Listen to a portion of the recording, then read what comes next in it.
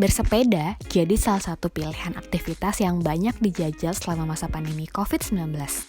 Hal ini terlihat dari catatan Institute for Transportation and Development Policy atau ITDP yang menunjukkan kenaikan pengguna sepeda di Jakarta naik hingga 1000%.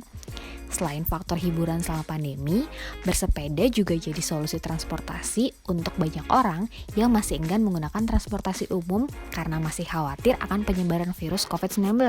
Di balik ramainya minat bersepeda ini, pemerintah pun turut dituntut untuk segera mempersiapkan regulasi dan fasilitas bagi para pesepeda. Sebab, berdasarkan data yang dikumpulkan oleh komunitas Bike to Work, terhitung sejak Januari hingga Juni 2020, telah terjadi 29 kecelakaan lalu lintas yang melibatkan pesepeda, dengan 17 diantaranya meninggal dunia.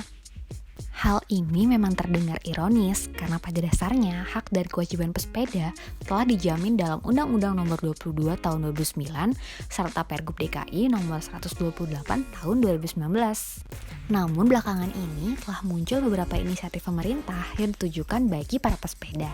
Inisiatif tersebut diwujudkan dalam kehadiran pop-up bike lane atau jalur khusus sepeda sementara yang hadir di sepanjang Jalan Sudirman hingga Tamrin. Jalur ini bisa digunakan pada hari Senin sampai hari Jumat pukul 6 hingga 8 pagi dan pukul 4 hingga 6 sore. Dan khusus di hari Sabtu pukul 6 hingga 10 pagi dan pukul 4 sore hingga 7 malam. Selain itu, pemerintah juga telah memperluas kawasan sepeda lainnya yang tersebar di 32 titik kawasan di seluruh Kota Madya, Jakarta, yang dapat digunakan mulai pukul 6 hingga 9 pagi. Tentunya inisiatif pemerintah untuk menyelenggarakan kedua agenda ini sangat patut diapresiasi sebagai contoh penghargaan pada hak dan kewajiban pesepeda. Sayangnya, bukti nyata eksekusi dan kelanjutan regulasi ini masih perlu dituntut dan dikawal lebih lanjut.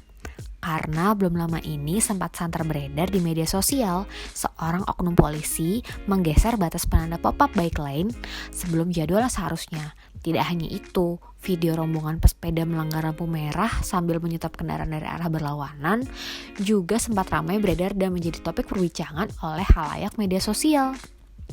Ramainya pelanggaran, baik dari pesepeda maupun pihak lainnya, memang patut untuk disayangkan.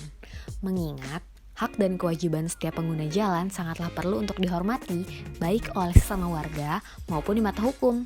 Siapapun pelanggarnya, pantas ditindak tegas, karena keselamatan berlalu lintaslah yang menjadi taruhannya.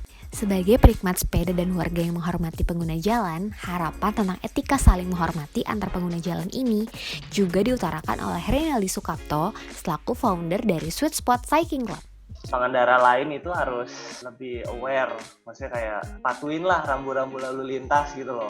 Terus di infrastrukturnya rambu-rambu lalu lintasnya juga yang jelas. Terus dari diri pesepeda sendiri juga menaati juga, nggak kayak suka-suka dia mentang-mentang dia naik sepeda itu juga salah juga, dia harus naatin peraturan. Terus jalur sepeda itu udah penting banget.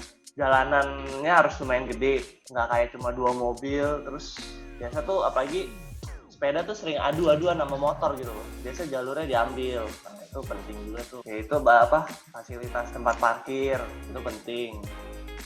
Nah, membangun ekosistem ramah untuk pesepeda memang bukanlah hal yang mudah karena dibutuhkan kerjasama dari pesepeda dan pengguna jalan lainnya, juga sinergi dari pemerintah sebagai regulator, serta kepolisian sebagai penegak hukumnya. Tapi, selagi minat masyarakat dalam bersepeda sedang tinggi-tingginya, masa ini bisa menjadi sebuah momentum revolusi terbaik untuk menumbuhkan kesadaran masyarakat dalam menciptakan jalanan yang lebih menghargai eksistensi para pesepeda.